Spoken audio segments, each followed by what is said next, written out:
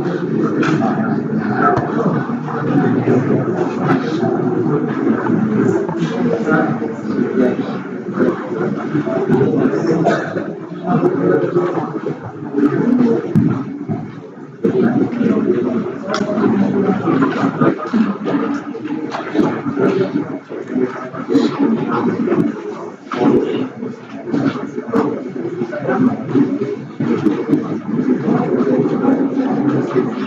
good morning, everyone. I hope everyone had their fair share of physics today. We'll get back to engineering now. So we'll be doing Verilog-A modeling. So to start with, I'll just maybe spend 40 minutes on the essentials of Verilog-A, what it means, and what are the building blocks of Verilog-A. After that, we'll start with the hands-on. Till then, if anyone has not extracted their files yet, they can do that. Okay. I'll just show you briefly how to do that. So, I don't have the files, but once you extract those files, you'll have two folders. For now, you just need to extract the Ubuntu one. Windows 10, you can do it later on. Ubuntu, once you extract the file, you'll have a folder with the name Ubuntu 18. And then simply open your VMware player, which I guess everyone has by now. Open your VMware player, go to open a virtual machine. Okay. Then go to the Ubuntu 18 folder which you extracted earlier and open this virtual machine. Okay. You'll find something like this on the left tab. Something like this. Yeah. Then simply play this. That's all you need to do. Okay. Till you do that, we'll start with the essentials of what Verilog-A is. Okay.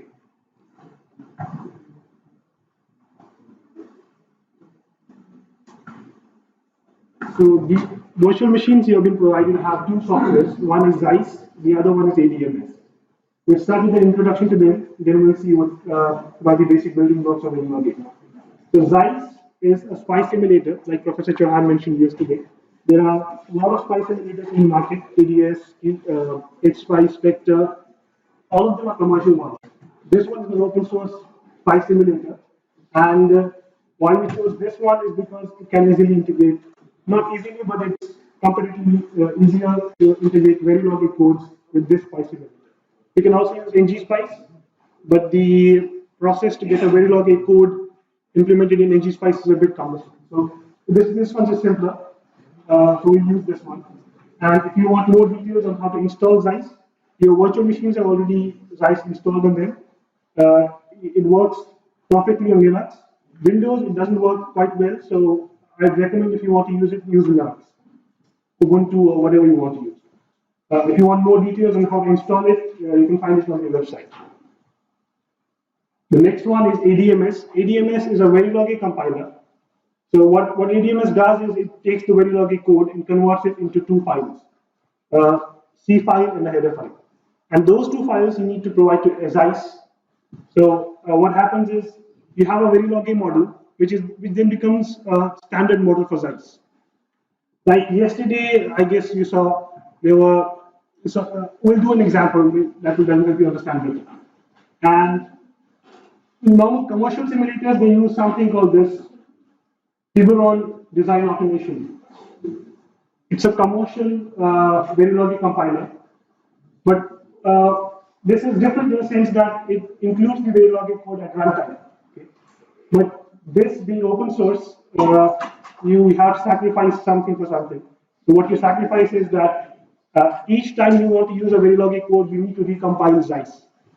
So that's something you pay for being open source, right? These commercial simulators, we use Tiburon. Tiburon is runtime, so you don't need to recompile the simulators. You just simply get a file, add it to your netlist, that's all. If you need to use ADMS, they have a repository at this. They have a GitHub repository. You can, again, you need to compile ADMS. It's already compiled on your virtual machines. So this is what we'll be going to do. We'll take a Verilog-A code, we'll write it, I'll be writing it here, you'll be writing it on your laptops. We'll then pass the Verilog-A code to ADMS. ADMS will convert the Verilog-A code into two files. One will be a C file, the other one will be a header file. These two files will add to Zeiss. Zeiss will mix them up, make a new device, make a new standard device. And we'll use that standard device in our SPICE networks. Okay. So this will be the summary of steps. I won't go through this, it's just for your reference. We'll be doing it hands-on. So in case you need to get back to this and see how things are done, you have one slide on this. If you need to understand how Zeiss is built, you have a proper documentation on the website. Okay, so this would be the first example we'll be doing. I hope everyone has the virtual machine right by now. Is it? Yeah? Okay. So yesterday, Professor Chauhan talked about SPICE netlists. We'll be simulating one now using Zeiss, because Zeiss is a SPICE simulator itself. So I'd request everyone to just start their virtual machines. I guess you started them by now. The password is nanolab@IITK. All smalls.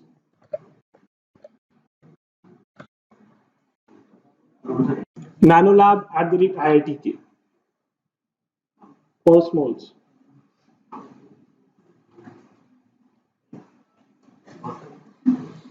Nanolab@IITK. NANOLAB@IITK. So this is something which you should land on this page. Is everyone there? No? No, it's okay.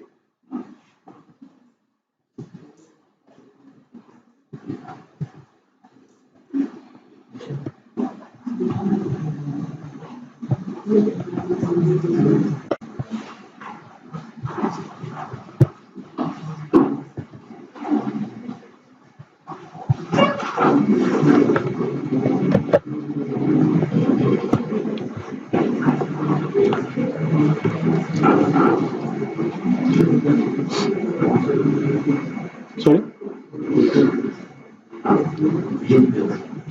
Yeah.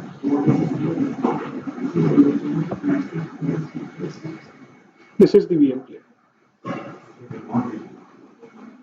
You'll be getting the main window. Then open a virtual machine and get to this part. Oh, yeah, just wait. It'll take some time loading. You already open yeah, everyone else is on this page? I guess we will continue. It'll take some time to load. So go to files. Go to documents.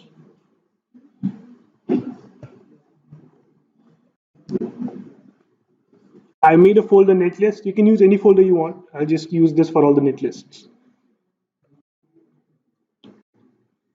So now everyone is here. Yeah. Documents in netlist. Yeah, you can read it here. Documents netlist.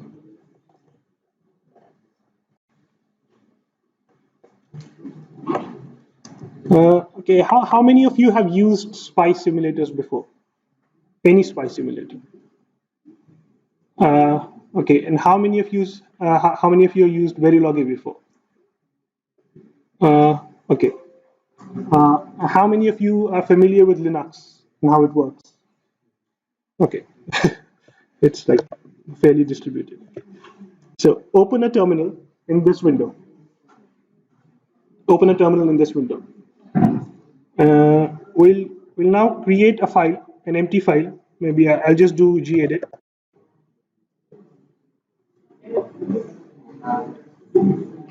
Zoom in. Okay, I don't think I can zoom in, but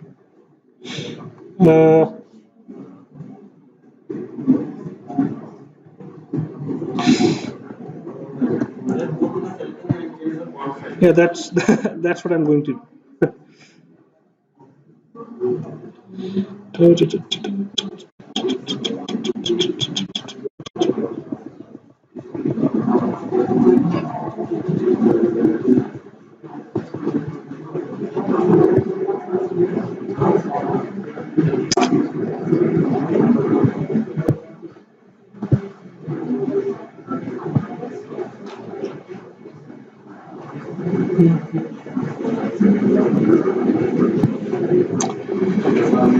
Okay.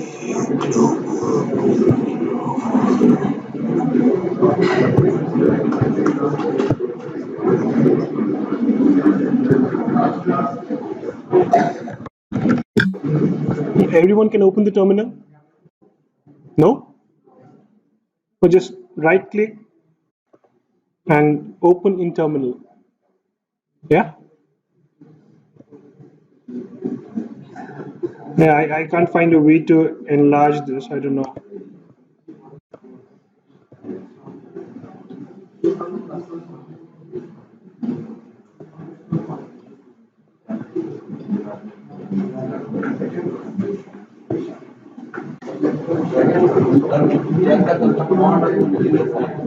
Okay.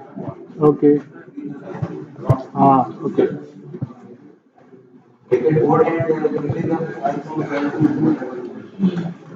Okay. Yeah, is that fine? Oh, it's visible, yeah? Okay. So we'll start with gedit. Gedit is a word processor, and we'll create an empty file. Say, for example, the example was RLC. It was an RLC network. So we'll say RLC dot anything, basically, maybe dot CIR. Okay. Press enter. You'll find something like this.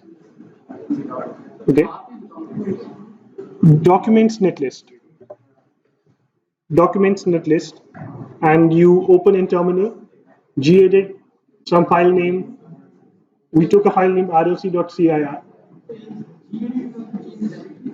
No, nothing. Just type gedit and the file name.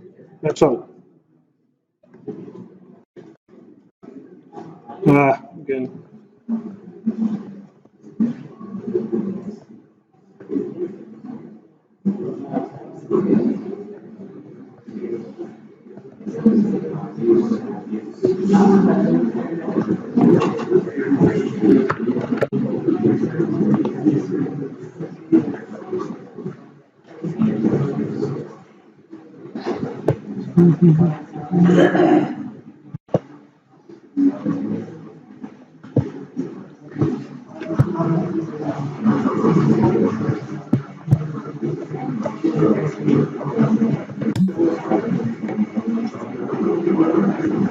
Can everyone see this? No? Okay. Let me just do this.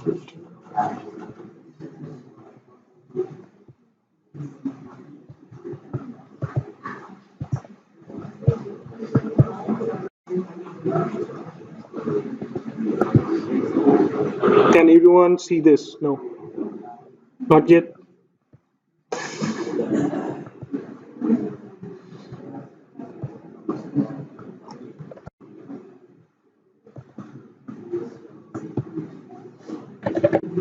Is this okay?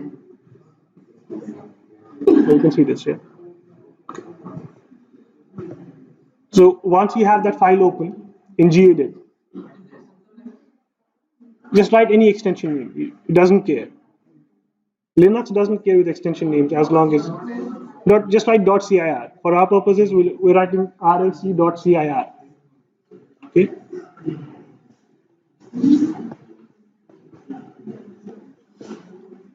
So I'll reiterate. Open in terminal gedit space rlc.cir. You have a terminal window. Just type in the following. Just type in the following stuff. This is something you saw yesterday, right? This is something Professor Joel talked about yesterday. We start with the voltage terminal, voltage source between nodes 1 and 0. And the type of voltage being applied is a sine wave with from 0, it's basically a DC bias of 0, and then a 10 volts amplitude, and the frequency is 1 gigahertz. Then from 1 to 0 is basically ground. So you have from ground to node 1 you have a voltage source. From 1 to node 2 you have a resistor. From 2 to 3 you have an inductor. From 3 to ground again you have a capacitor. Basically a simple RLC network. Is everyone done with this? Yeah, okay. Let's do this way because this is not Verilog-A. We're just trying to do some spice. Yeah? If you want, yes. If you don't, I'll just I'll just do that anyway. If you want to do that, you can do it.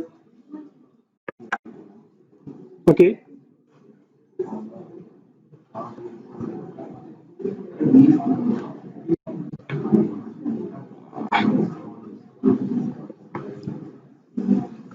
I'll just keep it here for you.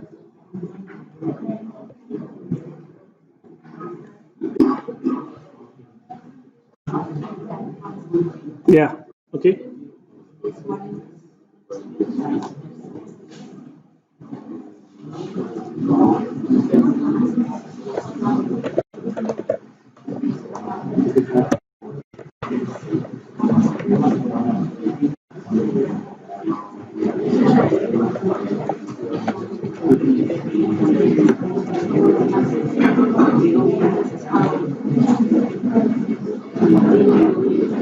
Okay, we don't want to dwell too much on this because this is not very loggy. So I just quickly go through this. Okay.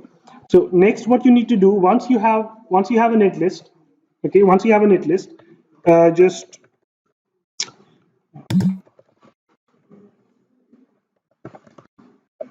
once you have a net list, simply on your terminal type ZICE followed by the name of the net list. For example, rlc.cir, the one we just created. Press enter, you'll do something, and you will have another file.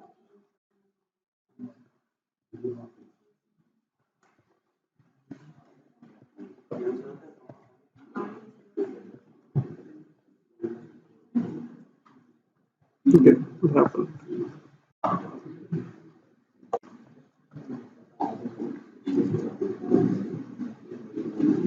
Oh, okay, wait.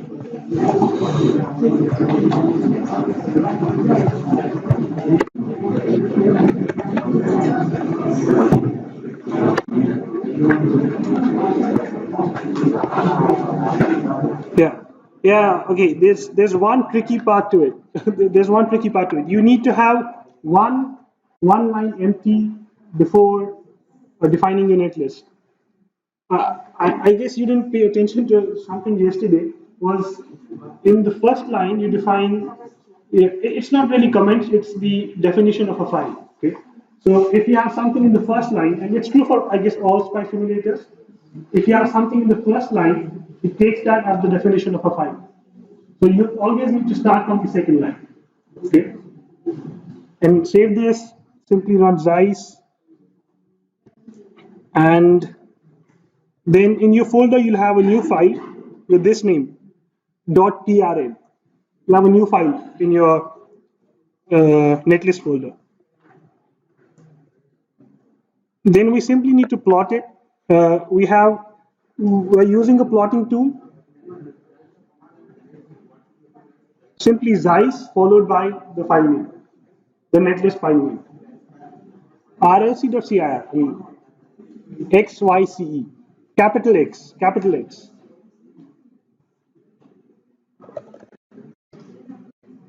XYCE followed by the file name, rlc.cir, okay?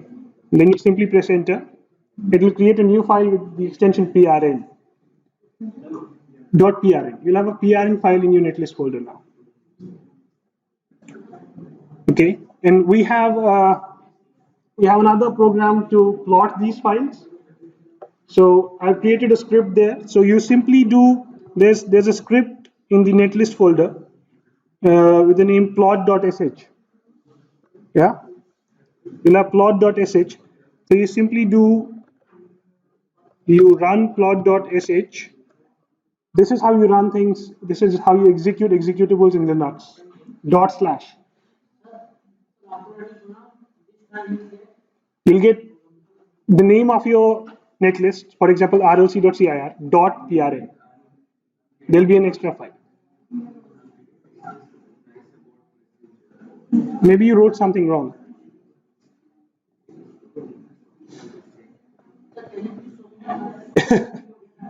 Okay, just I'm saying do not dwell on this because we'll miss Verilog-A.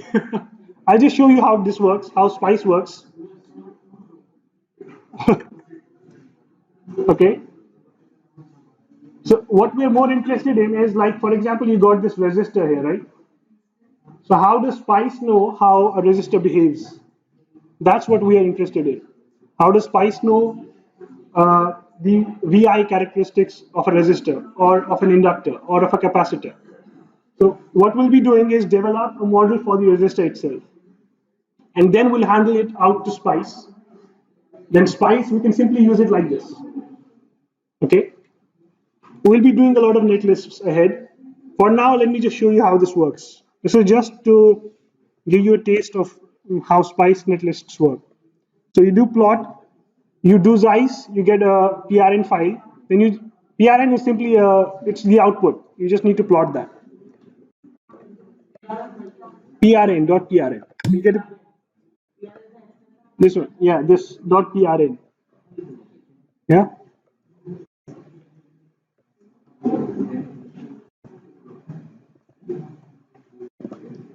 So you get something like this. Now, the red one is, oh, you can't see anything. Let me zoom in, see if,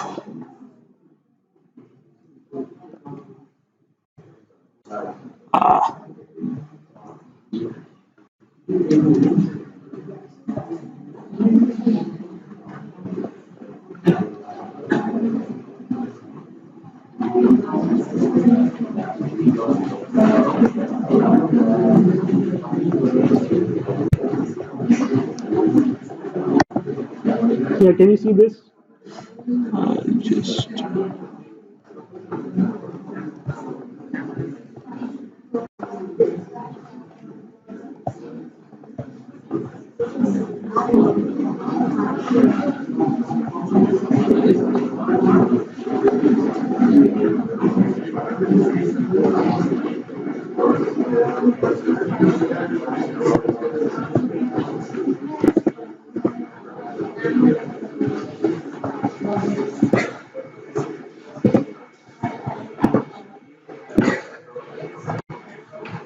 yeah, this is a typical RLC behavior. You have current and voltage out of phase. This is what you should get.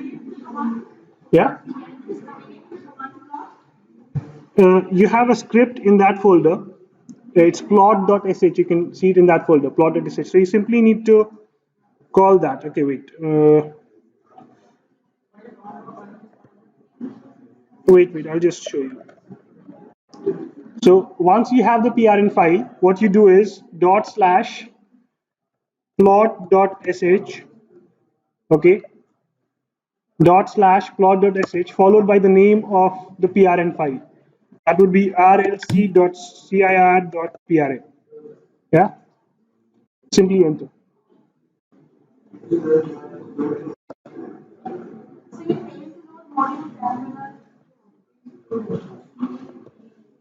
Mm, yeah, you don't care about that. You'll have a window still. You still have a window there. Even I am getting this failed to load module. I don't care about that. Yeah, even I am getting this, right? You'll still have a window. You got the window? The white window? This one. You got this one? Just click this rlc.cir.prn. Double click this.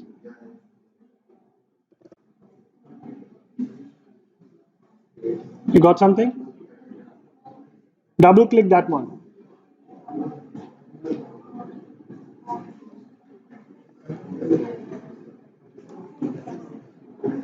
Okay, anyway, let's move on because it's taking too much time. Yeah.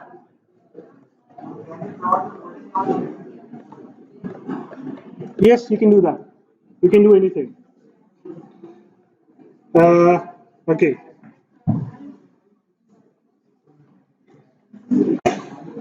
So this was an RLC circuit. Fine. Next, there's a MOSFET. So if you want to plot a MOSFET, you need to define the model for a MOSFET. And this is something which we'll be doing. We'll be defining resistors, but we'll be defining them through models. So this is the procedure how to define something with a model. Okay? So what you do is simply, these are voltage sources, right? And then what you do is you have a MOSFET. Normal procedure is DGSB. Just move anti-clockwise on your device. DGSB. Define the term nodes for DGSB. Then a name for the model. Okay. Then you take dot model, the same name as you put here. Then the type of the device. For our resistor, we'll see how we define this type in Verilog-A. We'll see how we define these nodes, the number of nodes. We'll see how we define them in Verilog-A. And then these parameters, right? We are passing SPICE these parameters. But then SPICE is passing Verilog-A these parameters. And we'll see how to define these parameters in Verilog-A. Okay? And then we simply do a DC analysis. I'll quickly go through this. I'll quickly just simulate this.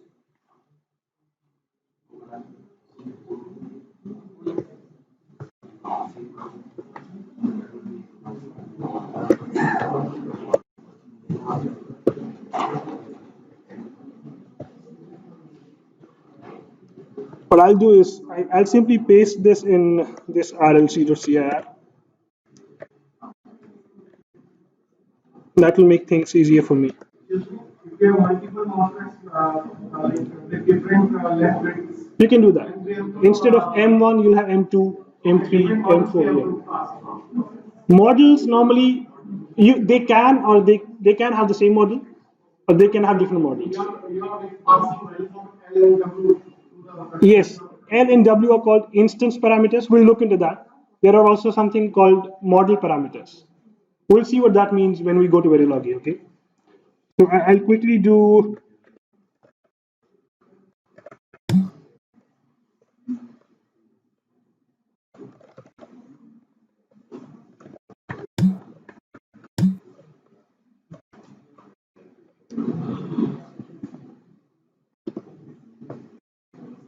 Yeah, this looks okay.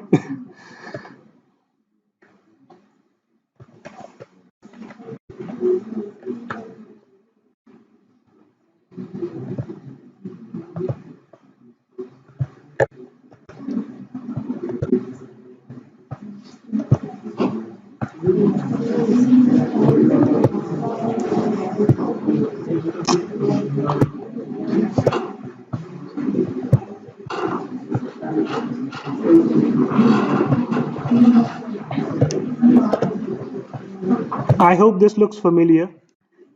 It's a classic IDVG for a long channel device.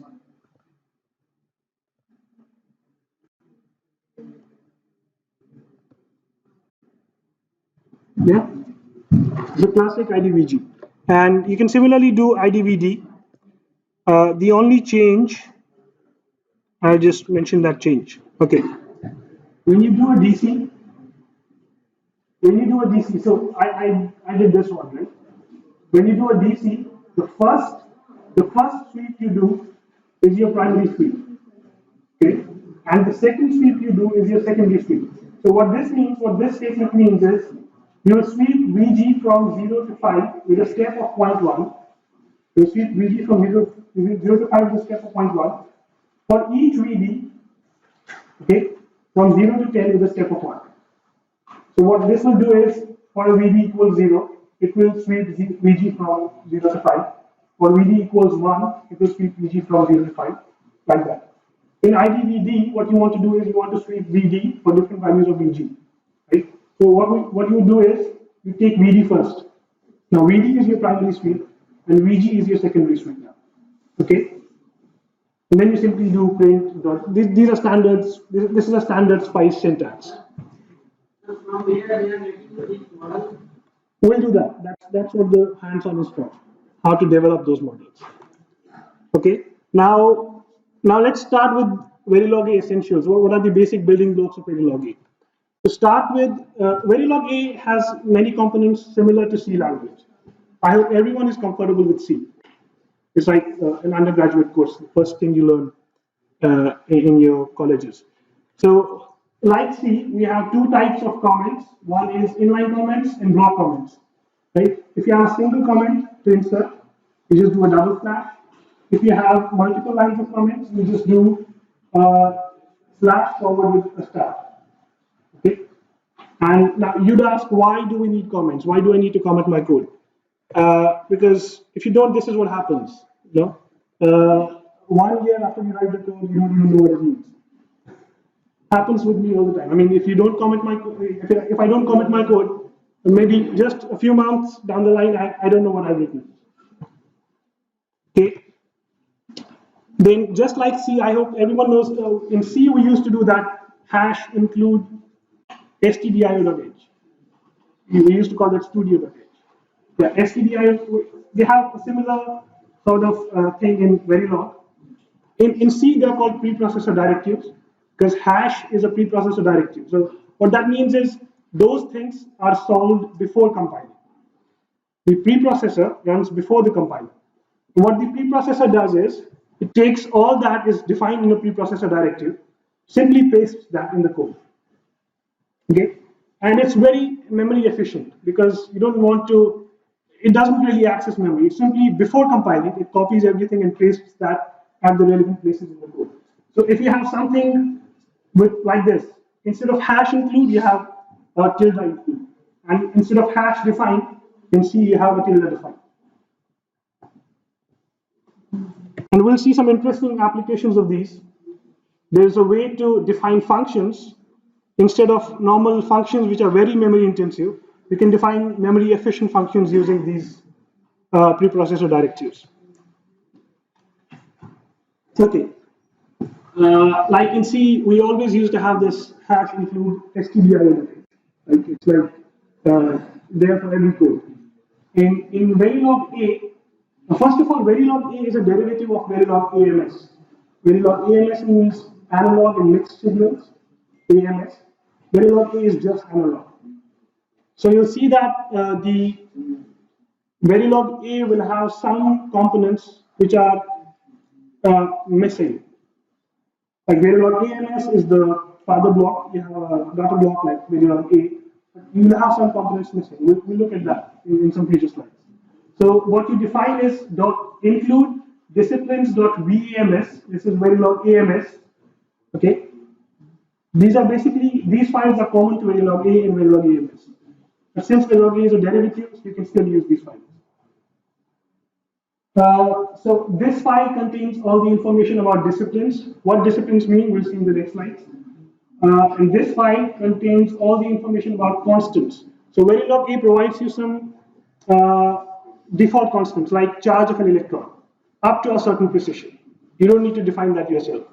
Okay, like Boltzmann constant up to a certain precision. It's I guess maybe 10 or 12 digits of precision. So you don't need to define that when you're writing a model. And define, has anyone used define in C? Yeah, you know what it does. It takes a string and everything after that string it assigns, it simply pastes that wherever it finds that string in the code. Right? It's exactly the same here. If you define something, so for example, I define this attr with a bracket txt. Wherever in the code I find this attr with the bracket in txt, it will simply replace it by this. Okay. So this is what define does. It simply finds this attr anywhere in the code, and it will simply paste this instead of that. All of this happens before compiling. That's why it's called a preprocessor directive. Okay.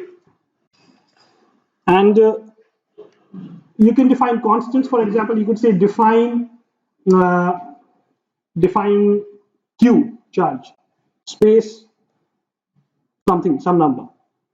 Okay, you can do that. You can assign numbers to some constants, or like this, you can define functions. This is type of a function.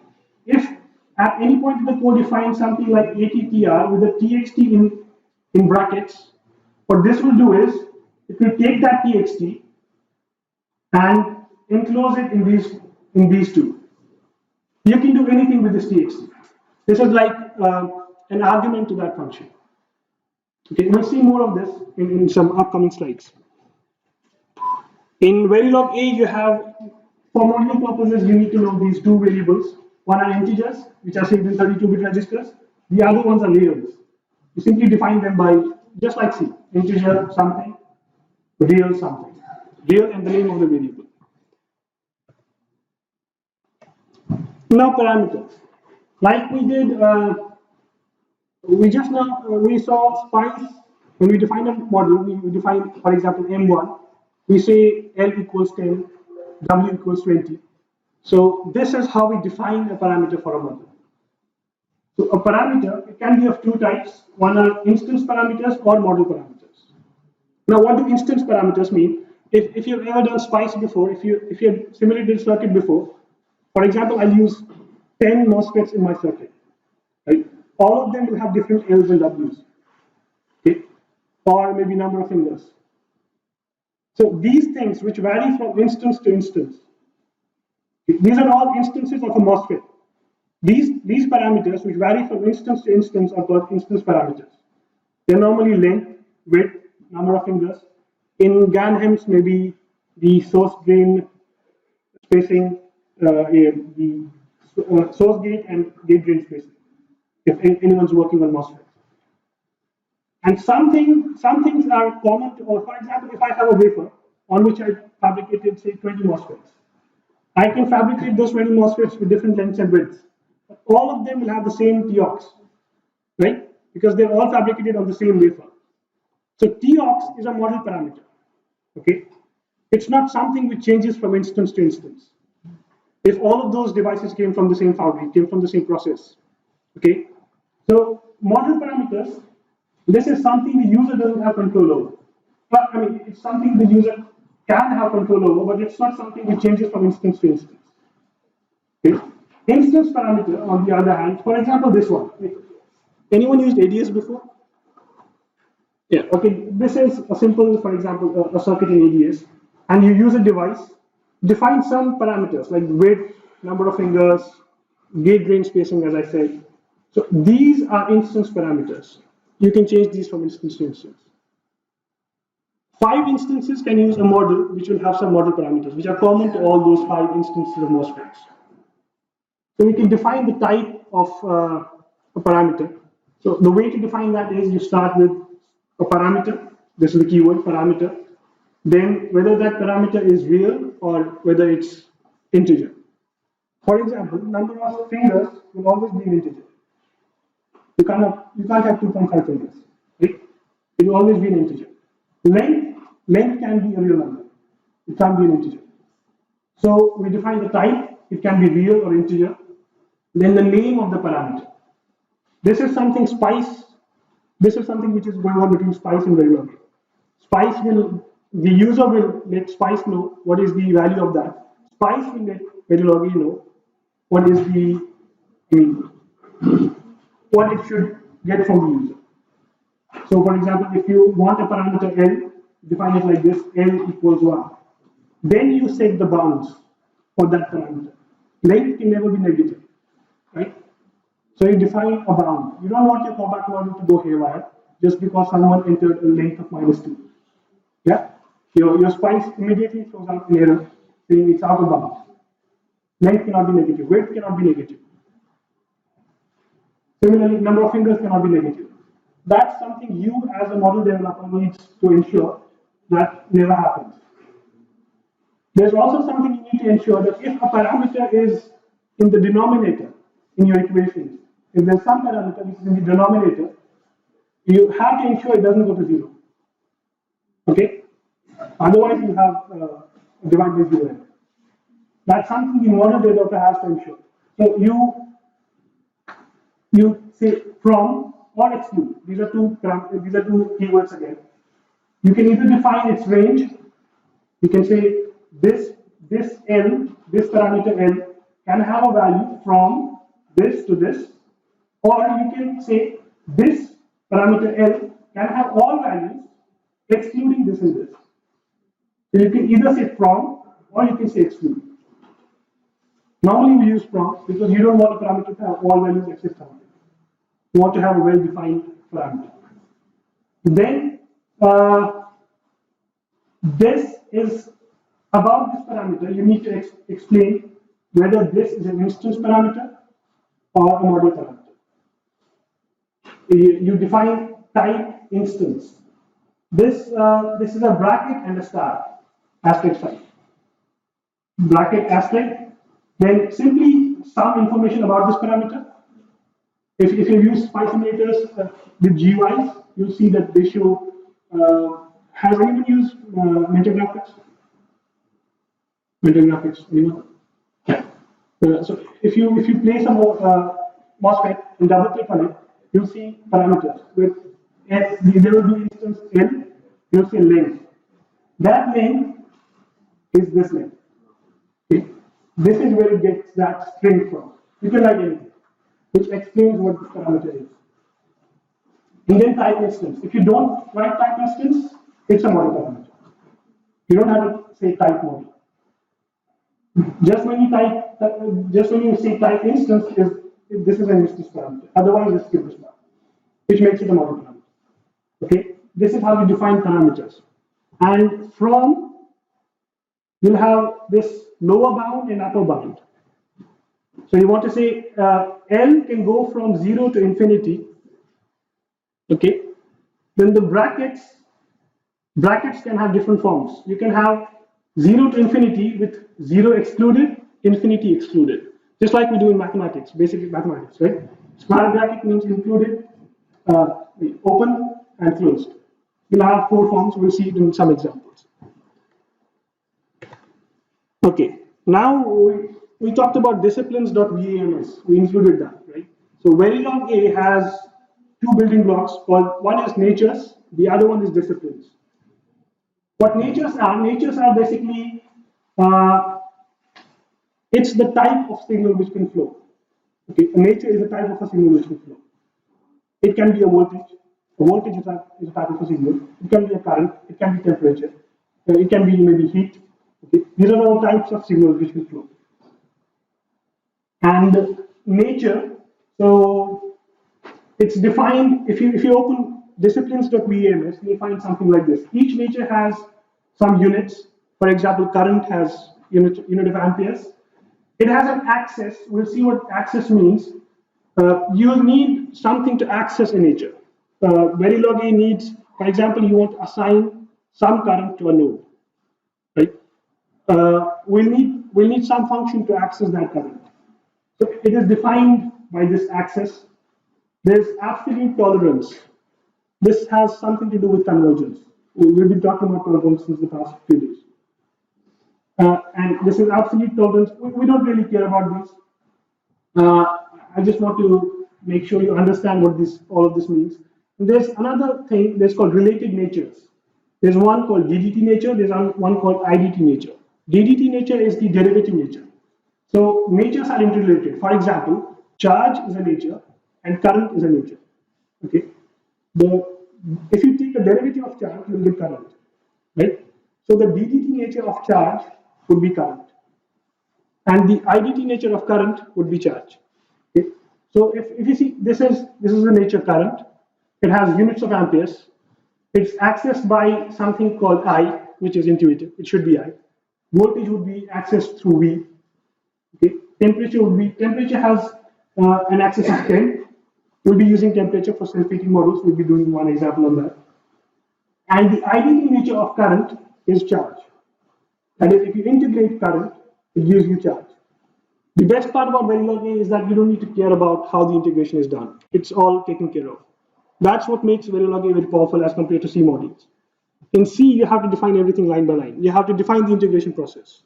Verilog-A takes care of all that. You just define what integrates into what differentiates into what, and everything is taken care of. Absolute tolerance. So what is the minimum current you can measure? For convergence, you need to define some limits. Yeah, so you can change that if you want. Normally, no one changes that. It's a very small number if you see. Abstol is 10 to the power minus 12 picoamperes. You don't really, nothing is below picoamperes. Okay. Then disciplines. So what a discipline is, for example, you define 3 nodes. These nodes, uh, these nodes will be talking to each other. For example, you have 3 electrical nodes. Okay. We can also define something called thermal nodes in Verilog-A. Each node has a discipline, which means what are the types of natures that will be flowing through these nodes. Okay. Disciplines basically define the types of natures which flow between. It's like if you have 2 nodes and you connect a wire between them, whether that wire is connecting an electrical signal or a thermal signal.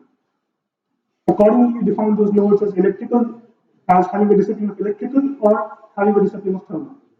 Okay. So you have other types of disciplines. One is this logic discipline. Okay, logic discipline is absent in Verilog-A because logic deals with digital signals. It's part of Verilog AMS, but it's not part of Verilog-A. These are basically Verilog AMS. You can find all of this in the LRM, which is the language reference manual of Verilog-A. Logic is not present in Verilog-A because it's discrete. Okay, all others are present in Verilog-A.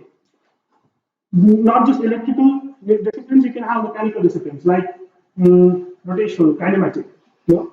It's like Professor Amit Agarwal just said, if you had something like Moore's law in aerodynamics, in aviation, maybe you could do compact knowledge for flight. But no one does that. We just use it for electrical purposes. So disciplines, they can be, normally the one we'll be using is electrical. You can also have a voltage discipline, which doesn't make any sense because you won't be only dealing with voltages. You also need to have currents. Similarly, you won't be only dealing with currents. You need to have voltages. So electrical discipline has both. And each discipline has 2 parts. So if I define, for example, 2 nodes, if I define one node and I define it to be a discipline electrical, it has 2 parts. One is the potential. So if you have an electrical node, it will have some voltage. It's a property of that node. And something which flows in and out of that node would be current, right? In an electrical discipline. In a thermal discipline, if you define a node, the potential property of that node would be temperature. A thermal node would have some temperature, and it would have some heat flowing in and out of it. Right? It's like an analog of electrical nodes. So in Verilog-A, what we define is for electrical nodes, the potential is voltage, the flow through nodes is current.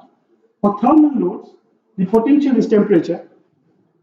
Each node can be at some temperature, and what flows is power, basically heat. Okay.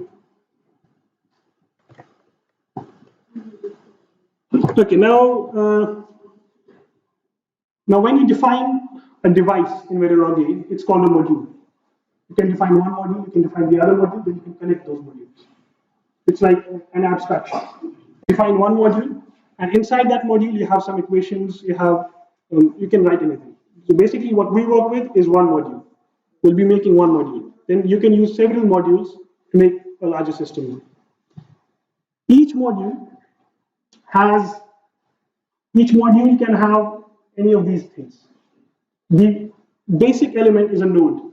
It's like one dot, one electrical dot. So it's like one element which can have one discipline, say electrical or thermal. It can be defined, it can have a voltage, it can have a current going in and out. So, and you need to define a discipline for a node. Nodes can be of 2 types. If a node is within a module, okay, it's called a net. That's all that is. If a node is within a module, it's a net. If a node is outside a module, it's simply a node. If a node is on the boundary of a module, and that means it connects a module to the outside world. It's called a port.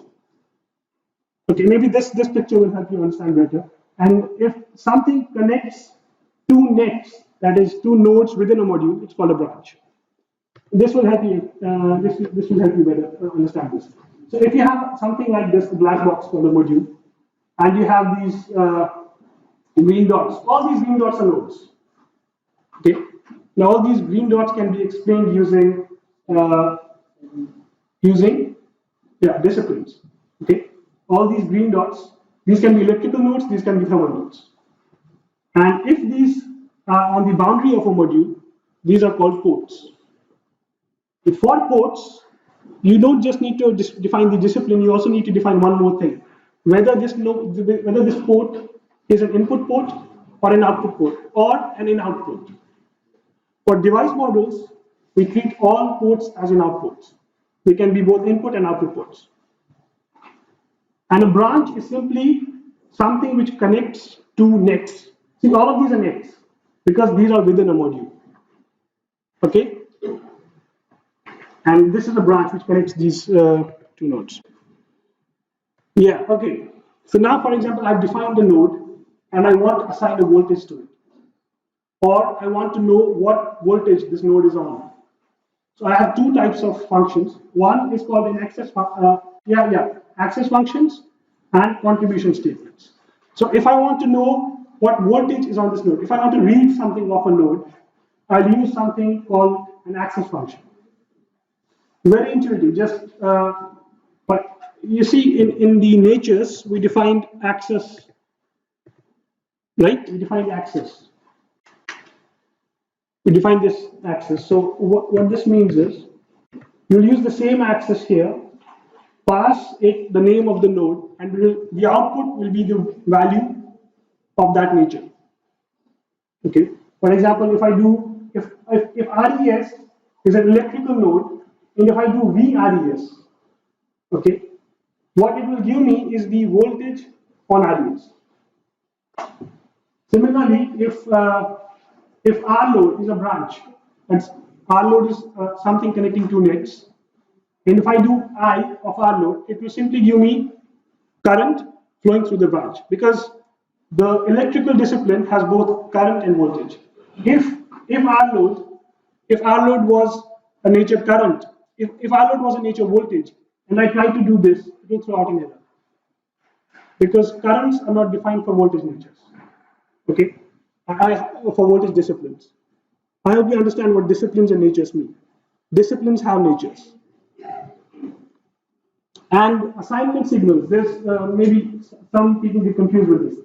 Assignment signals, you can't say, okay, for example, I want to assign a voltage of 10 volts to RES node. What I'll do, I'll use this statement, less than plus. I can't do equal to. This RES is not a variable. We saw how to define variables. Variables can be integers or variables. These nodes are not variables. You can't simply use equal to. You can't say RES equals 10 volts. Okay? In order to assign voltages or currents, you need to use contribution statements. For nodes, these are the two things you use: access functions, contribution statements. To read access functions, to write contribution statements. For variables, you use assignment statements, which is equal to. Okay? Yeah. So now we start with a basic example of a resistor. I guess we can happen. So what should be there in a resistor? You'll have two ports, right? A resistor is a two-terminal device. You'll have a module. We'll need to name it something. I've chosen RES1. We'll call it resistor 1. It will have two ports, right? Let's call it P and N. For a resistor, it doesn't make any sense. For a diode, maybe yes. You have a P terminal, N terminal. Just name it something, P and N, and we'll have some instance parameters. Say, for example, I have a wafer and I fabricated different resistors. All of them will have the same sheet resistance. We agree or not? Because it's the same material, right? But they can have different lengths and widths. So lengths and widths in this case are instance parameters because they change from instance to instance. But sheet resistance is a model parameter. It doesn't change. all of those resistors will have the same sheet resistance. So we'll define two instance parameters, length and width, and we'll define one model parameter, which is the sheet resistance. So this is how we'll do it. Okay, let me just go to the code.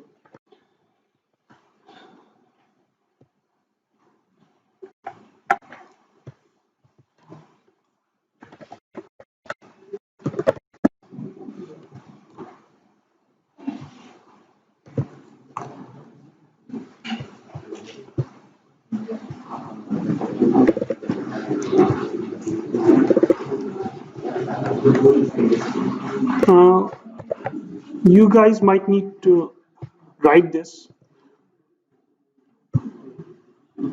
We'll write one. The rest I'll just show to you because I don't think we'll have enough time. Or if you want to skip your tea break, I'm okay with that. Okay. So this editor is called Sublime Text. Anyone used this before? I like it because it has a black background. It makes you feel like you're doing some really cryptic work. Okay, so this is how you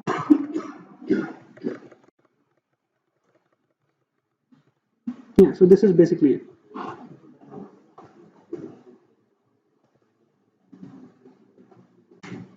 Let's see. In the meantime, you can start writing it. Okay, before that. Yeah. So before you start writing, just go to Documents. In your virtual machines, go to Documents. Go to Verilog-A. Documents, Verilog-A. Everyone there? Open Verilog-A. You'll just have compile.sh. You'll just have this file. Yeah? Yeah. Okay, now right click, open in terminal. Just write gedit. Just like we did for the spice netlist, we'll make a Verilog-A file in this one. Just do a gedit r_l1.va. Now here you need the extension. It should be a VA file. That's the extension for Verilog-A.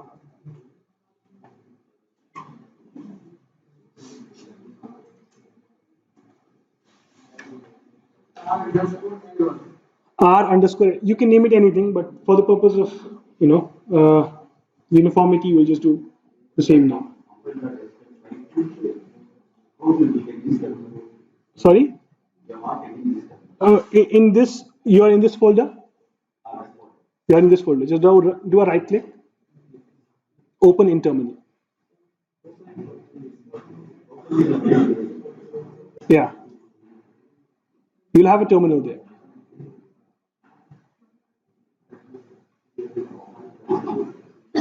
Now you have a terminal? Yeah. Okay, so now you do something like this. Gedit r_, done. Enter. You'll get yeah, you can have something there. Enter. Just simply save the file. Save the empty file. Done. Now you'll have a file in your folder. Yeah, save the empty file.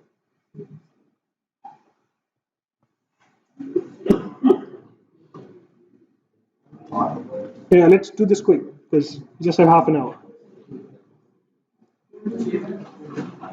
No, not save as, just simply Control S. That's all.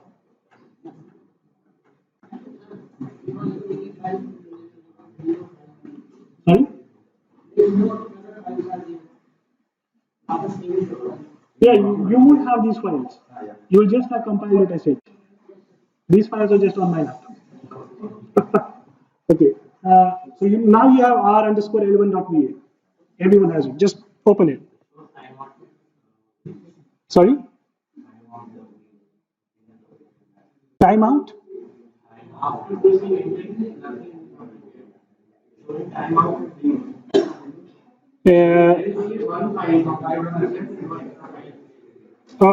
Can you just close the terminal and try again?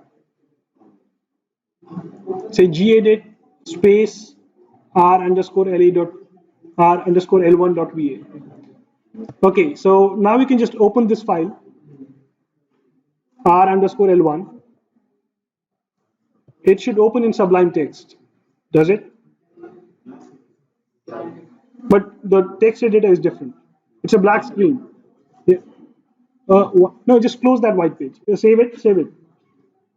Once you do gedit r underscore l1.va, save it, close that file, open that file again in the folder. You'll have a black screen like this. You won't have the colors, but you'll have a black screen. Just go to the bottom left, bottom right corner. Bottom right corner, you'll have a lot of languages. You'll just select Verilog. Bottom right corner, bottom right corner, you'll have a lot of languages. Scroll down, you'll have Verilog. Done? Yeah, let's do this quick. Yeah. It's an empty file, right? Black screen. Black screen? Yeah. Go to the bottom right corner. No, not in the terminal. In the, you have a lot of languages. Select Verilog. Done? Done? Okay. So this is how you start. You start with including the two VAMS files. Okay. Then you define a macro. This point is optional.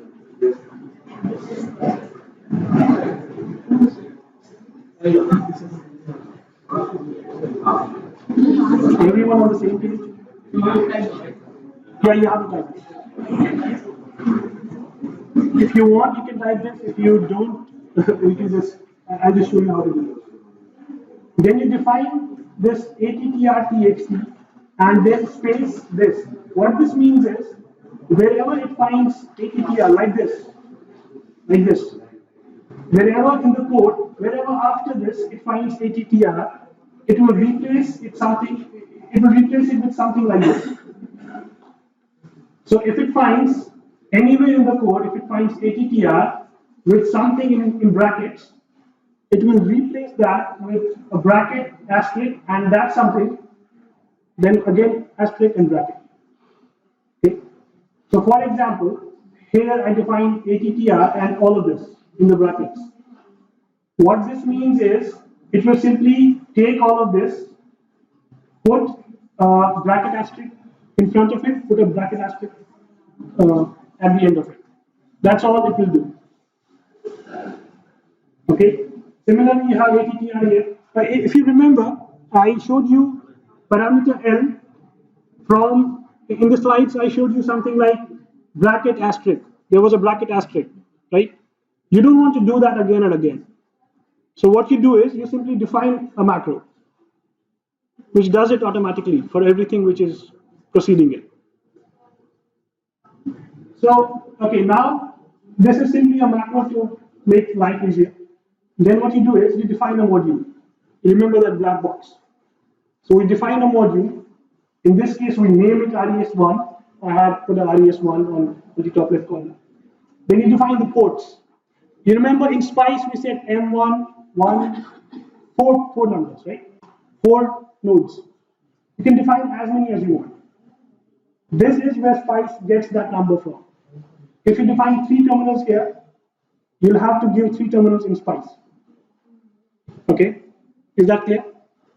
If you define 4 terminals, for example, you're doing a resistor, you have just 2 ports. You define two ports. If you have a 4 terminal device, you define 4 numbers. You define, for example, D, G, S, D. Okay, and then we'll use that. We'll use DGSB for the calculations. For now, we're doing P and N. The image I just showed you, right? A black box, P and N, the name was RES1. So this is RES1, this is a module. With the name RES1, it has 2 ports, it has P port, N port. Right? And then, now this part. You remember for the MOSFET I showed you in the example, the name was NM, I did module NM with NMOS, right? NMOS. In this case, we'll be doing R. Okay, so this is the device name. For MOSFETs, in the model which that Nexus was using, this name was NMOS. This is where the NMOS comes from. In our case, it will be R. You can name it anything you want. You can name it R, whatever. My name, it doesn't matter. This is the model group. This one's optional, but Zeiss wants you to do this. This can vary from simulator to simulator. This is Zeiss specific. This syntax is Zeiss specific. And then level number. I don't know how many of you have used MOSFET models before. You always define a level, right? Say level 49, level 3, level 10. You can define your own level now. You have the key. Just define anything you want. I define level 10. It's a level 10 resistor model. Okay? Then you need to define the discipline. See, I said all ports, all nets, they are just nodes, right? And nodes need to have disciplines. Okay? So P and N, these are ports, but ports are also nodes.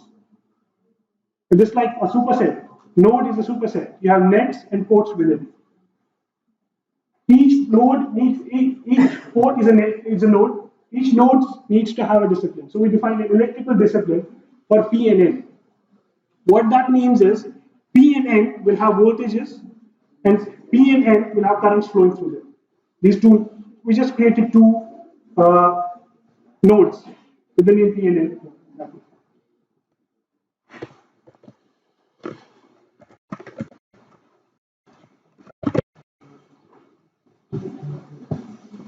Okay. Yeah. And then I said for ports, you also need to define whether these are input ports and output ports. So we define in out. These ports are both input and output. Okay. Then, just as I said, parameters L, W in RHOS. For L and W, we say type instance because these are instance parameters. For RHOS, we don't say anything. Okay. And we set limits. So neither can sheet resistance be negative, neither can width be negative, neither can length be negative. So all of them are 0 to infinity, with 0 excluded. Infinity is always excluded, right? Nothing can be equal to infinity. So the small brackets means excluded. Open, it's not closed. And these are the default parameter values. Someone asked a question yesterday, what if you don't enter any parameter in SPICE? Right? Someone asked it. Who was it? Okay, anyway. If you don't enter anything into SPICE, if you don't write anything, if you just say M1, that's all. If you don't mention anything, LW, it will take these parameters. Okay? These are the default parameters for the model. Then what you need to do is, for example, for calculations, you need some variables. You need to define those variables. So I'll be using IR, conductance R, we'll be using these variables. So we define them using a real, these are all real variables. Now this is where all the calculations happen. Each Verilog-A code will have something like an analog begin. Okay, an analog begin statement, and this ends. Everything between this begin and end is your model. Okay, all the model equations, all the physics, everything you have goes between this begin and end. And then you end the module, you end the black box. If you need to define another module, you can start here. This, from here, from line 15 to line 32, you have one module. In one module, you define ports, you define everything, and here is the physics of that module. Now, the simplest resistor model that can be is R equals rho L by A, right? Oh, okay. I did something very silly. There's no A. Yeah, okay, just ignore this for now. It should be rho L by A. Anyway. So let's say this is it. So what we can do is R equals rho, which comes from the user. He defines it when he calls it in SPICE. L by A. A we also need to define, but I don't have time to do that right now. So what you can do is you can have another line, A equals W into something. Okay. Simple maths, nothing else. Maybe you need another parameter because A needs the thickness, T. Then you define another parameter, P. Okay? So for now, let's assume it's okay. Then what you do is, you say conductance equals 1 by R. Okay? So R was rho L by A. Conductance is 1 by R. Then IR, which was a variable, is equal to, this is an access function. Remember we talked about access functions. This will give you the voltage between node P and N. Okay? And where do we get this voltage from? It comes from SPICE. Because in SPICE you connect a voltage source to those two nodes. Right? In SPICE you connect a voltage source between, say, a resistor. SPICE will say the voltage right now is 10 volts. That will get down to this. This will be the voltage of 10 volts. This VPNN. This will enter the 10 volts here into conductance. It's a good practice to do this if you're doing computationally division is more complex than multiplication. Okay. So if you have a lot of divisions with the same thing, it's better you do this once. You do a division once, and you simply multiply that thing all over the place. Instead of doing divisions, this is a simpler code, it doesn't make any difference. But if you have a long code with a lot of divisions, it's better you do a multiplication, you do an inversion first, which includes just one division, then multiply that thing because multiplication is not easy. So that makes your code faster. So is anyone okay with this access function? So the first line is an access function. The second line is a contribution statement. You see, we don't say equal to IR. Okay?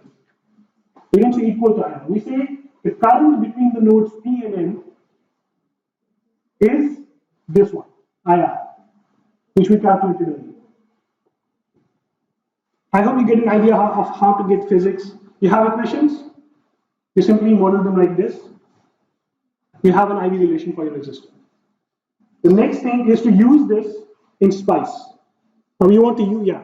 If I want to add this code for cadence, yes, spectral simulator, then what will change in this code? Nothing really. This ATTR, only this is Zeiss specific. The rest of it will remain the same. Yes. If I will not include this, not ATTR. Yeah. Spectre needs something. Spectre, and the Spectre has something. You can't use type instance. It is defined in a different way. But it's something which works with all commercial simulators. Okay. Spectre has something, I don't remember exactly. We had a problem with type, I guess. But otherwise, everything is the same. You just don't use this. You don't have to use this part in Spectre. This model is returning I. Yes. This V is applied. This V comes from SPICE. It gives you the I. VPN comes from SPICE, right? You made a SPICE netlist. You connected a resistor, suppose, between a voltage source. SPICE will apply a voltage. Then the model understands this voltage is being applied to this model. This VPN comes from SPICE. What it returns is IPN. SPICE, yes. SPICE applies a voltage, SPICE gets a current. You have your IV characteristics. Current source. Yeah. So you define IPN, assign it to something, then you assign something to VPN.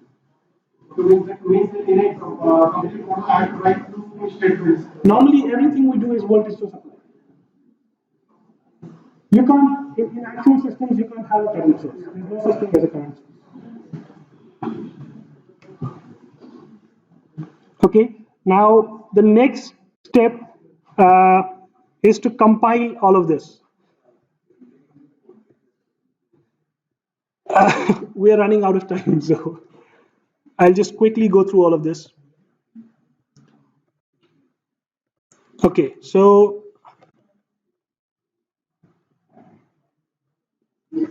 yeah.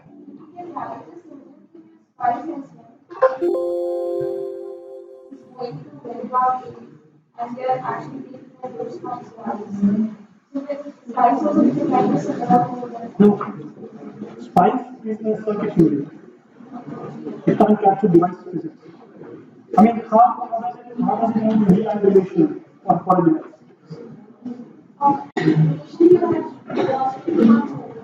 Yeah. RLC, right? This one? Yeah. Now what I did here was, I just told it there's a resistor between V and 1 and 2, the value is 180. How does it know the VI relation of a resistor?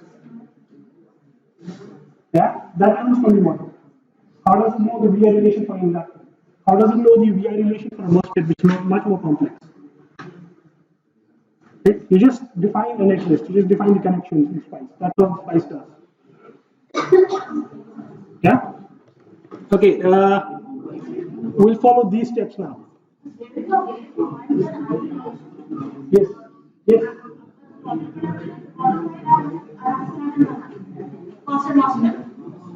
You know the model, you know the parameters, right? You know the W.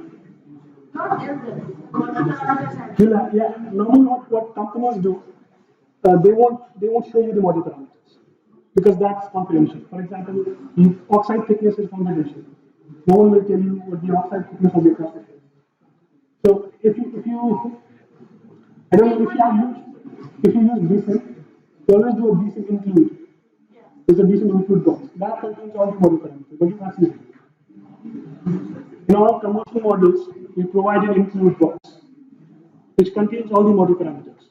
But the user is not able to see them because that's confidential information. If I have a PDK, Yes? where did that take part in this Verilog program? PDK development is a different game. I'm saying, the model parameters are there in the PDK. Yes? So, that's why I invoke that. Or I'll develop my own model parameters. You have to even develop your PDK. A PDK uses a Verilog-A code. Okay, so now we'll follow these steps. Okay, I won't stay on this slide. I'll just show you quickly how to do this.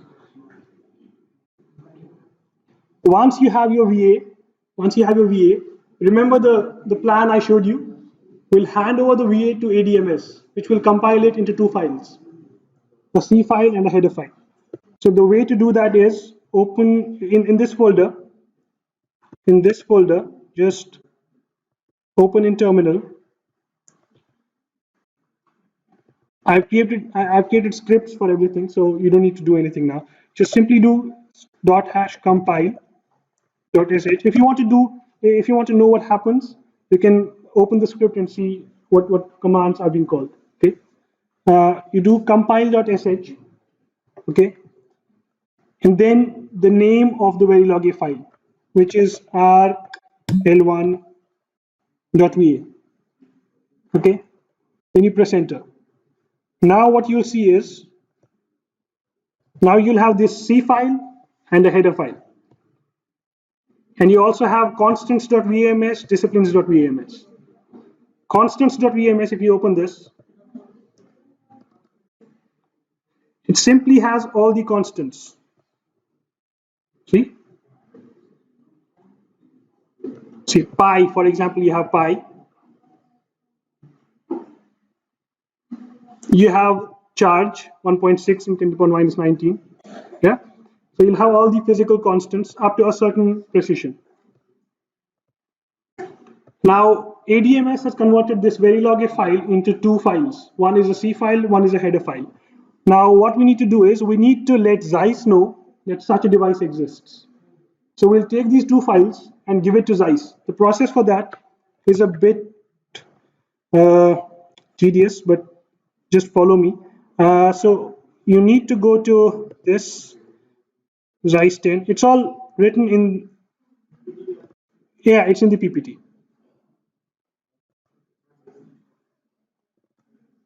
So you don't need to do that right now, but you can just follow me. You paste them in this ADMS folder. The location of the folder is given in the PPT. The next thing you need to do is, see, all of this effort is just because this is open source. Commercial simulators, you don't need to do anything. You just place your Verilog-A model, it just simply runs. Just because it's free, You have to go all through all this headache. So now what you need to do is you need to add your device. Remember we named our device RES1, right? So what you need to do is you'll need to add this res1.c.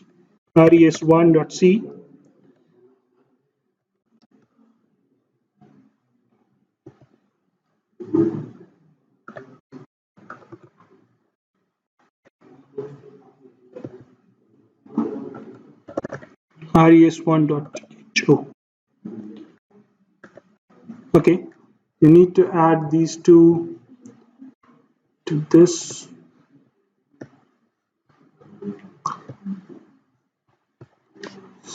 We're out of time. Okay. Yeah, the next thing you need to do is you need to edit the C file. You need to include your header files.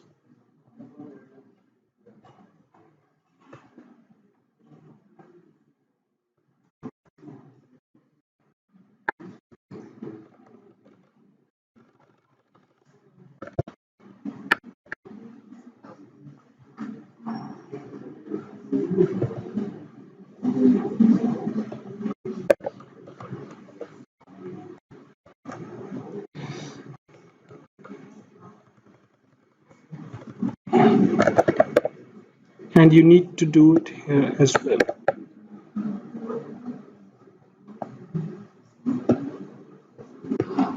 After all of that is done, after you have changed the files, you just go back in the terminal. You just run bootstrap. There's a file called bootstrap. Simply run that. All these steps you can find on the Zeiss manual or in the presentation. I've just summarized them. Then in the build directory, you just need to do a few steps. Just compile.sh. These things are going to take some time on your laptop maybe because if it's a 4 GB laptop, it might take some time. If it's an 8 GB laptop, maybe things will work out fine.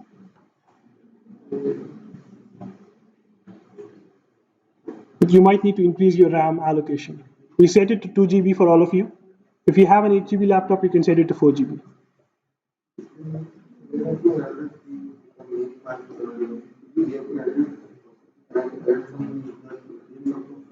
Yeah. Yes. Makefile.am.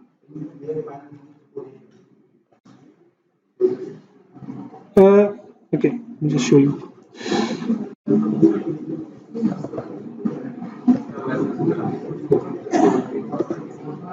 Wait.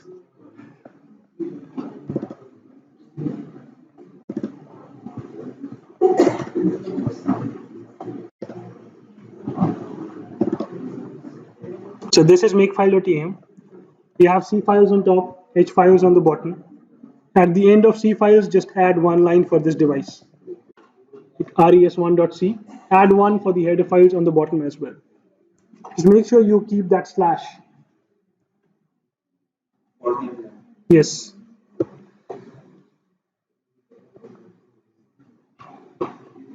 Okay.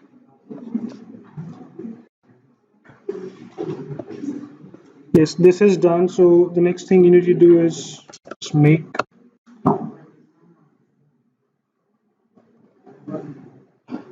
So now what it's doing is it's registering those VA files as standard devices in Zeiss. So you can simply call it as a standard device in Zeiss.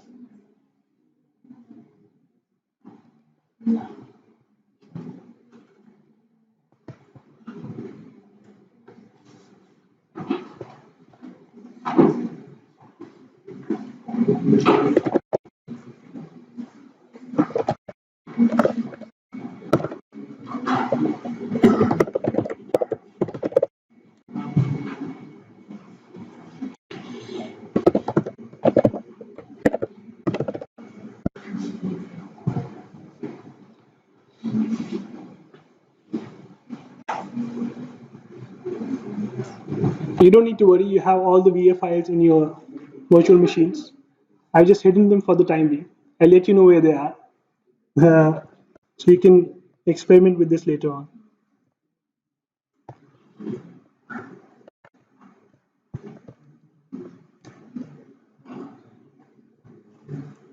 Now, once that's done, now this device which we just made is now part of Zeiss.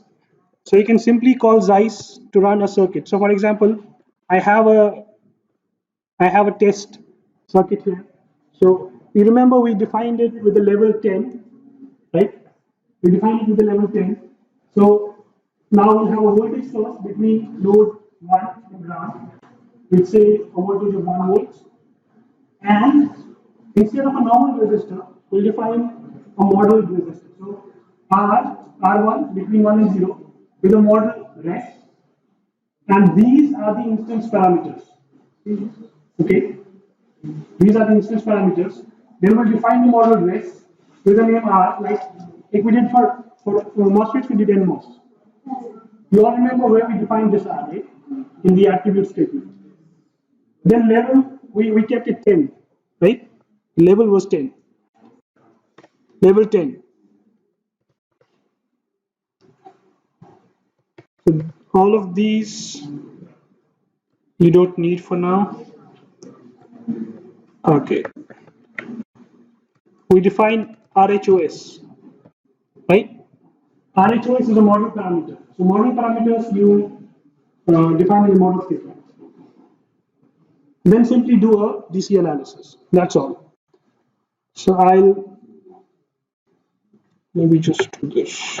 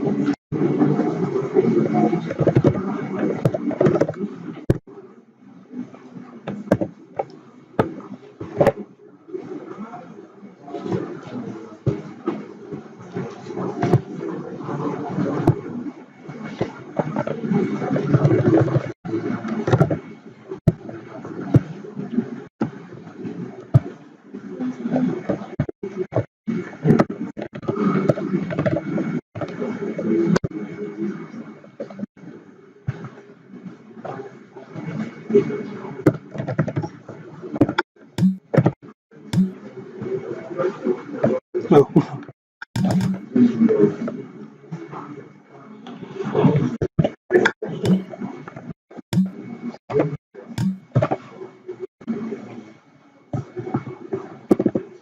Yeah, okay.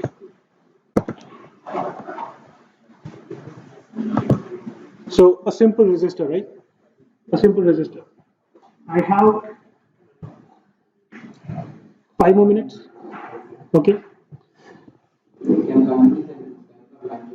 Huh? Yeah, I guess Professor Chahan is here, so I'll just make it quick. No, not questions. We'll need some time, yeah. Or do we have a slot some other time?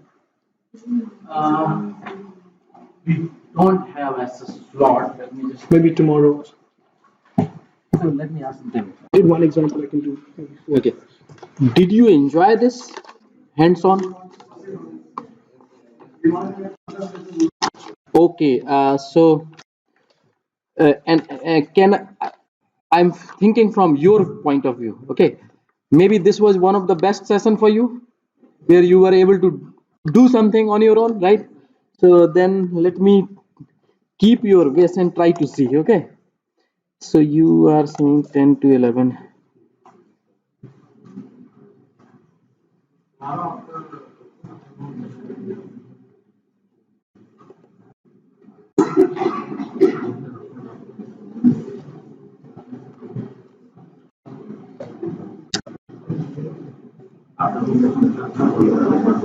How about here, right?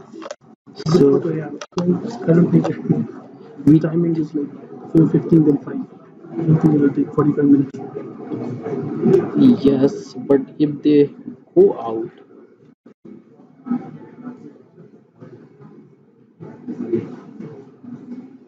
Or maybe we can finish the characterization visit today. And then we can have some- do you know how many are left? I don't think many are. So you have schedule. I'm just check the schedule. I'm thinking that tomorrow we have this parameter extraction 3 to 4:15. Okay, and then we have a group photo. So after that, actually you are free in the sense characterization lab visit, and so why don't we come back after group photo, those who are interested, and continue this, and then you have a lot of time. There is no limit on time. Okay, so let's say tomorrow after group photo, remember, and we will continue. Okay, let's take a feedback now. So for now, we just did a simple model. So basic of characterization lab is not like for all you have. See, you have divided by some number of participants. So, for example, those who of you are interested, maybe do it, finish the characterization lab today or the day after. Also opportunity. And tomorrow, maybe those who are not interested, I see a lot of people outside, so they can go to it. They can, do tomorrow. So that way we will do both. Make sense? Thanks. So today we did a simple model. We'll see how to make this model more complex. We'll include self-heating, other effects. We'll start from this model and we'll go on adding things. Okay. So really, I'm sure you would really love this, right? Doing what you can see, the model he has developed. I mean, simple register. I'm just saying, right? R equal to rho L by A. Now you can make it very complex, which he will make it your life complex. But then you can actually do the circuit simulation using your model. He would have shown a simple resistor spice simulation, right? If you plot I versus V, you will get a straight line for resistance. This is a circuit simulation. Just imagine you can extend it to anything. A complicated MOSFET, HAMT, nanowire, and whatnot. This is the beginning. Once you understand this, it's all about adding complexity in the equations. And you develop your own model and continue to do the circuit simulation. Then you add charges, you can get capacitances, you can have parasitic resistances, high frequency, AC, you can do everything. So this is really one interesting and good thing is we have the open source software Spice, so you can really install it on your machine and just do it.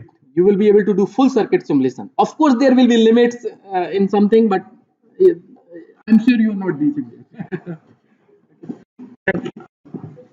So let's have a debate.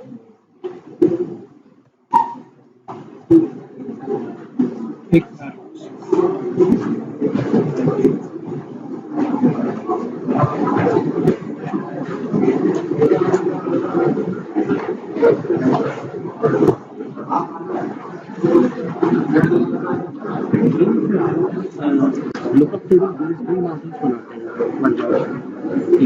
Verilog-A minimum.